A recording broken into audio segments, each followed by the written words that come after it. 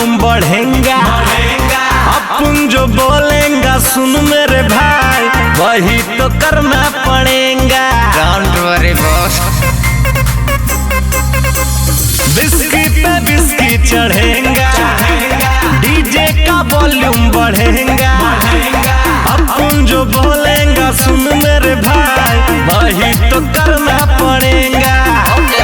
उसी का जुगाड़ है जिसका इंतजार है, बतरी कमरिया हूँ नाचेगी। फुल नाइट करेंगे धमाल माल रसिया नाचेगी। फुल नाइट करेंगे धमाल माल रसिया नाचेगी।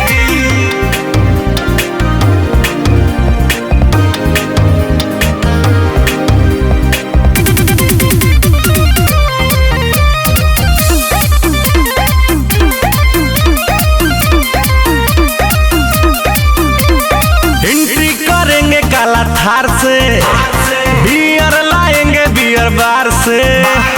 पार्टी में डर्टी ना काम करेंगे, लूटेंगे मजा खाली प्यार से। एंट्री करेंगे काला थार से, बियर लाएंगे बियर बार से।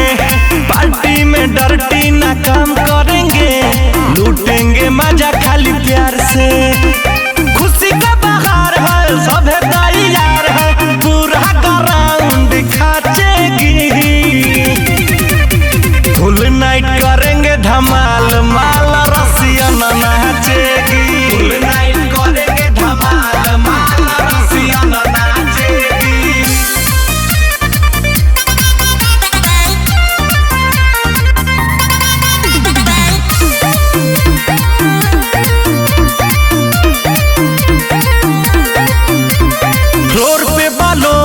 मार के ठुमका लगाएंगे झाड़ के।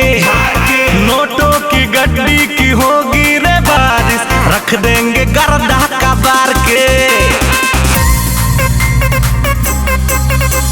फ्लोर पे बालों वारा मार के ठुमका लगाएंगे झाड़ के। नोटों की गड्डी की होगी रे बारिश, रख देंगे गर्दा का बार के।